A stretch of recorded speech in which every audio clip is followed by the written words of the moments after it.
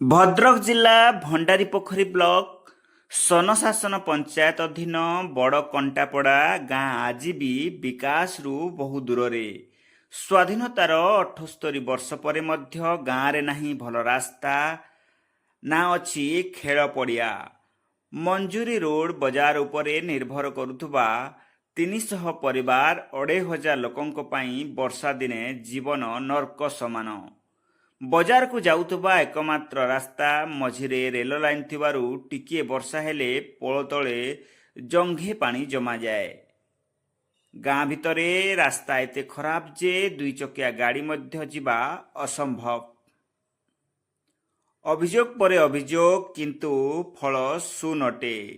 ଏହି ସମସ୍ୟା ସମାଧାନ ପାଇଁ ଗାଁର ରେଭେନ୍ସା ବିଶ୍ୱବିଦ୍ୟାଳୟର PhD ଗବେଷକ ଶ୍ରୀ ବିନାୟକ ଘୋଷ ବାରମ୍ବାର ମୁଖ୍ୟମନ୍ତ୍ରୀ ଅଭିଯୋଗ ପ୍ରକୋଷ୍ଠ ଓ ଉଚ୍ଚ ଅଧିକାରୀଙ୍କୁ ଜଣାଇଥିଲେ ମଧ୍ୟ କିଛି ସୁଫଳ ମିଳିପାରୁନାହିଁ।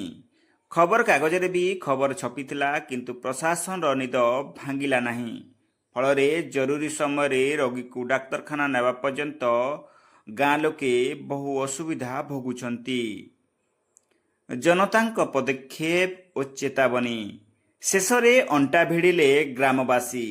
ଶ୍ରୀ ଦେବେନ୍ଦ୍ର ଘୋଷ ଓ ସୁଭାଶିଷ କଙ୍କ ନେତୃତ୍ୱରେ ଧନେଶ୍ୱର, କିଶୋର, ଆନନ୍ଦ, କାଶୀନାଥ, ଦୋସୁଆ ପ୍ରମୁଖ ସମସ୍ତ ସାହି ଲୋକ ନିଜ ହାତରୁ ଟଙ୍କା ଖର୍ଚ୍ଚ କରି ଗାଁ ଭିତରେ ରାସ୍ତା ମରାମତି କଲେ। ତେବେ ଗାଁ ଲୋକ ସିଧା ଚେତାବନୀ ଦେଇଛନ୍ତି, ଯଦି ଶୀଘ୍ର ଗାଁ ରାସ୍ତା ସହ ମଞ୍ଜୁରୀ ରୋଡ ବଜାରକୁ ସଂଯୋଗ କରୁଥିବା ରାସ୍ତାର ସ୍ଥାୟୀ ସମାଧାନ ନ ହୁଏ, ତେବେ ରେଳ ଲାଇନ୍ ଉପରେ ଧାରଣା ଦେବା ସହ ଆଗାମୀ ନିର୍ବାଚନ ବର୍ଜନ କରିବେ ବୋଲି କହିଛନ୍ତି। ବର୍ତ୍ତମାନ ଆମର ଏଉଠୁ ସେତି ବାଟ ପର୍ଯ୍ୟନ୍ତ ପାଖାପାଖି 200 ମିଟର ରାସ୍ତା ହେବ, ଯେଉଁଠି ଗଭର୍ଣ୍ଣମେଣ୍ଟ କରିପାରିଲା ନାହିଁ।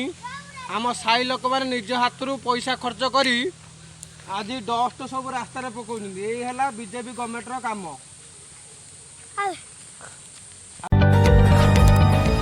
जदि आपंक आम भिडी भल लगा तेब आम चैनल को लाइक, शेयर और सब्सक्राइब करने को जमा भी भूलु नहीं।